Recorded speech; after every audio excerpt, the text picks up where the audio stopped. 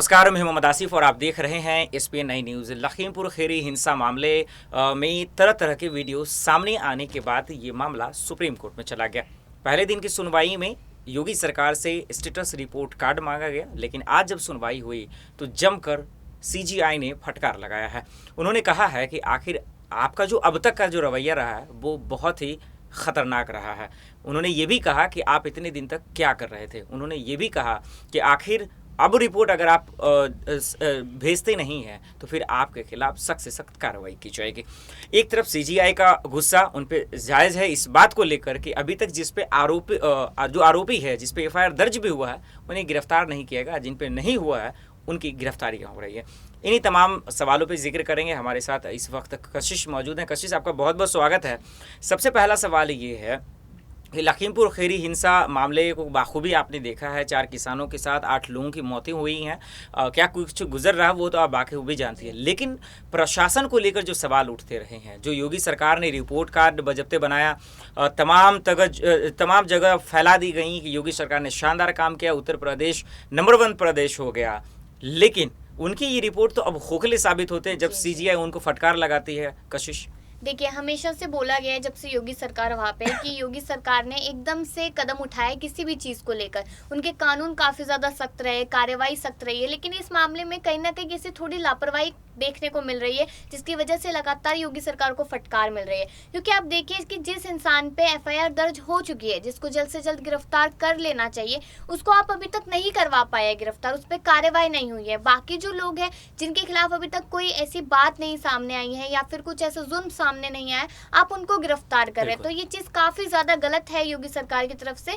तो इसमें काफ़ी ऐसी चूक हो रही है सरकार की तरफ से, जिसकी वजह से जो बाकी के लोग हैं, जनता है, वो भी इस चीज़ में सवाल उठाएंगे कि अब योगी सरकार कहाँ सो गई, जो पहले पूरे समय में जागी रहती थी हमारी मदद के लिए।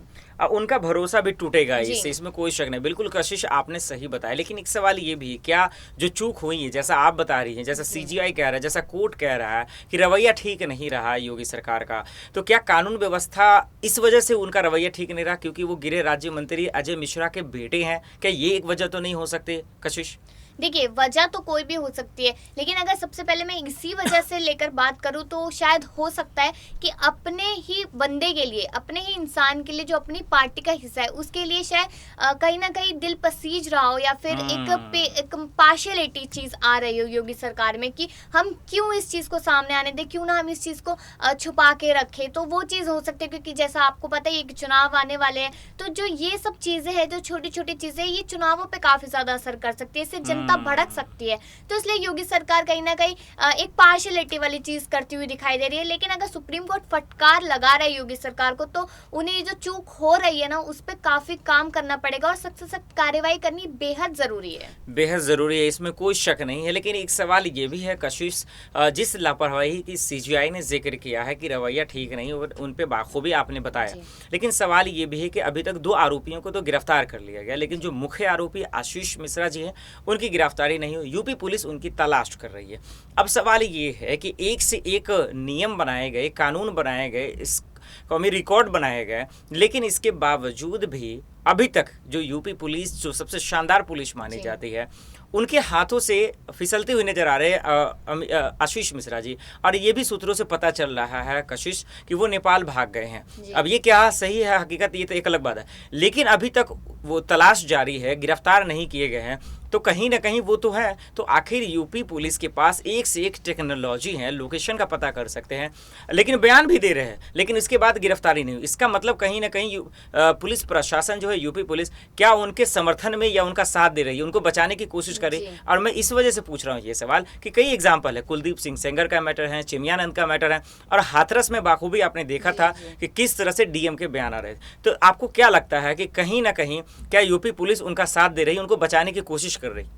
देखिए, यूपी पुलिस का जहाँ तक मेरे को लगता है वो यही करती है कि शायद जो आरोपी नहीं होता है या फिर जो गुनाहगार होता है ठीक है, मतलब जो पूरी तरीके से सही होता है उसको यूपी पुलिस उठाती है, उसका एनकाउंटर कर देती है और लोगों को साबित कर देती है कि हमने तो कर दिया। बिल्कुल, ठीक है, बिल्कुल। तो यहाँ से सफाया हो चुका है। लेकिन जो जांच पड़ताल होती है, जो जमीनी स्तर पे से हर एक चीज को निकाला जाता है, उसके बाद किसी इंसान को जो गलत होता है उसको आरोपी साबित किया जाता है, फिर उसकी गिरफ्तारी की जाती है। शायद वो यूपी सरकार नहीं जानती है कि कैसे होता है, सिर्फ वो एनकाउंटर करना जानती है। तो अभी जैसे सूत्रों के हवाले से जो आ रही है खबर कि नेपाल चले गए हैं, तो अगर नेपाल चले गए हैं तो मतलब कि आप कैसे कह सकते हैं कि नेपाल चले गए, मतलब कहीं ना कहीं पहले से लिंक था इस बात का, तभी ये बात सामने आई है। पहली बात ये। दूसरी बात आप ये देख लीजिए कि काफी टेक्नोलॉजी उनके पास है। आप हमेशा मासूम लोगों के लिए टेक्नोलॉजी का इस्तेमाल कर लेते हैं, आप उन लोगों के लिए क्यों नहीं करते जो शायद असली में आरोपी या गिरफ्तार होने के मुताबिक हो सकते हैं। कि कहाँ सो जाती है प्रशासन भी, कहाँ सो जाती है सरकार भी उस समय पे। बिल्कुल, ये बहुत बड़ी बात आपने बताया कशिश। एक आखिरी में आपसे बहुत अहम सवाल है कशिश, और वो ये कि ठीक है, आपने बिल्कुल सही बताया कि यूपी में चुनाव भी होने वाले हैं। तो अब सवाल ये है कि सुप्रीम कोर्ट का फटकार लगने के बाद, सीजीआई का फटकार लगने के बाद, इलाहाबाद हाई कोर्ट ने भी फटकार लगाई योगी सरकार को। लेकिन सवाल ये है कशिश, ये पहली बार नहीं लगा है। इससे पहले भी जो हाथरस का मामला हो, कुलदीप सिंह सेंगर का मामला हो, और सीए का जो प्रोटेस्ट हुआ था, बाखूबी जानती हैं, तो उसमें भी कई बेकसूरों को जेल के सलाखों के अंदर डाल दिया गया था। उस टाइम में भी सुप्रीम कोर्ट ने उन्हें फटकार लगाई थी। तो क्या आपको लगता है कि उसका कोई फर्क क्यों नहीं पड़ा योगी सरकार को, और साथ ही साथ कि वो कुछ सीख क्यों नहीं रहे हैं?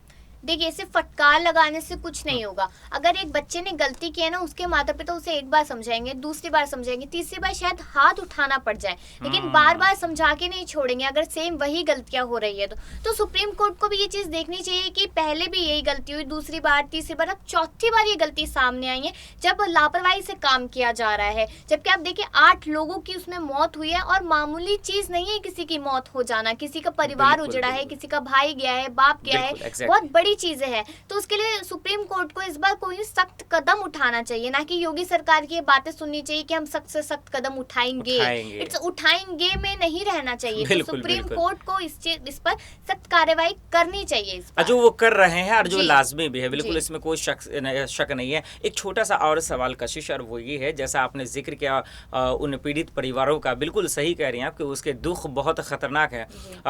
बिल्कुल इस वक्त जो है तमाम लोगों की जरूरत है कि उसके दुख में शामिल हो, बांटने की कोशिश करें। लेकिन यही चीज विपक्ष करने का कोशिश कर रहे थे कशिश, और प्रियंका गांधी जाने की कोशिश कर रही थी, राहुल गांधी, चरणजीत सिंह चन्नी, नवजोत सिंह सिद्धू, संजय सिंह, अखिलेश यादव, चंद्रशेखर आजाद, बहुत ऐसे विपक्षी नेता। लेकिन पहले उन्हें इजाजत नहीं दिया गया, लेकिन फिर धीरे धीरे उन्हें इजाजत मिला। तो क्या वजह रहा होगा कशिश कि इन तमाम लोगों को रोकने की कोशिश की जा रही थी, इजाजत नहीं दी जा रही थी? आपको क्या लगता है क्या वजह रही होगी? देखिए, मैं किसी पार्टी का पहली बात तो पक्ष और विपक्ष नहीं करूंगी, ठीक है।